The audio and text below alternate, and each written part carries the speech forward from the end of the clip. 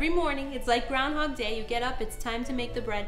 But in all seriousness, it really is our passion. And the reason why I get up and do this every morning is because, as you all saw out front every day, the customers really do appreciate what you do. They appreciate the product, and we want to deliver the same product every day. Our recipe is pane pugliese. So the recipe comes primarily from Puglia, which is the heel of Italy. My father's region, Basilicata, borders Puglia, so they more or less share the same recipe. I make la pagnotta pugliese. It's a 3-pound loaf. Pane nostrano is more the loaf that's made traditionally in my father's town, which is a 2-pound loaf. Then there's the stilo marsigliese, which is actually French, Italian, which is the clear crust steamed bread. So that's the 1.5-pound bastone, then you have the 1-pound baguette, and then you have il panino, which is the little, o sfilatino, which is the little 1/2-pound loaf. We are often asked what kind of machinery is used to make the bread, and I just turn around and I say the left and the right. That's it, that's all we have. The mixer and everything else is done by hand. What I'm doing right now is we've taken the dough out of the mixer, we put it on the table. It proofed for about approximately 15 to 20 minutes. So essentially it's the protein is creating the structure, if you will, like the matrix that retains the gas from the yeast that's growing. So now I've started cutting it, and I'm cutting it into its individual sizes. There are machines that can do this process for us. It's called, I believe it's called a hopper. I've never used one. But in order for me to use a hopper, I have to alter the dough to be with less moisture, and it alters. But on top of the fact that I have to alter the dough, the fact that it's being processed like that will alter it.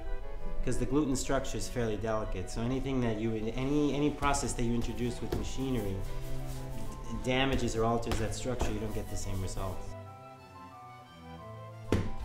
Some of those boxes, they might even be like 35 years old. And what happens is, over the years, as you're making bread in there, and you have the natural fermentation, you're adding yeast to the dough in the morning, but even just the fermentation that's in the bread itself, it starts to permeate into the wood because they're made out of natural wood. So there's always a natural flora that's present in those boxes. So it adds to the flavor, and it helps it to grow. It adds its own distinct quality to the finished product that you cannot replicate any other way. You can choose to use semolina, or you can choose to use just regular white flour.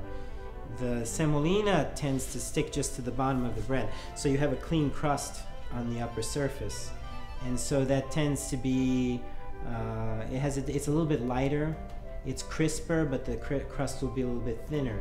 When you're using the white flour like we do in the nostrano, it'll permeate the upper crust of the bread. It'll make the crust thicker, a little bit drier, a little bit harder, but it will give you a distinctly chewier, moister inner part to the bread. That's what we get with the nostrano. The nostrano is pretty much the closest you can get to what they produce in my father's village. When I cut the dough, then the bread will proof in the box, then I'll mold it. So at each step along the way, you have a living product in your hands, because you have the yeast reproducing within that dough.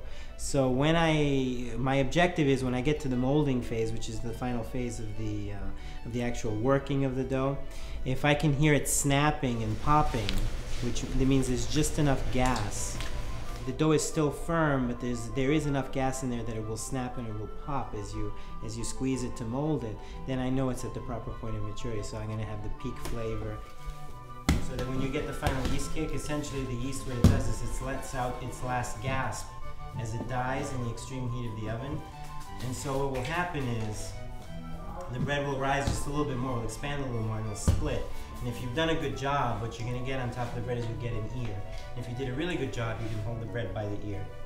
There are certain things, there are certain older technologies that produce a certain finished product. You know, you can introduce newer methods to it, but it will never render the same product. So the method that we're using for the bread is time consuming, I admit that.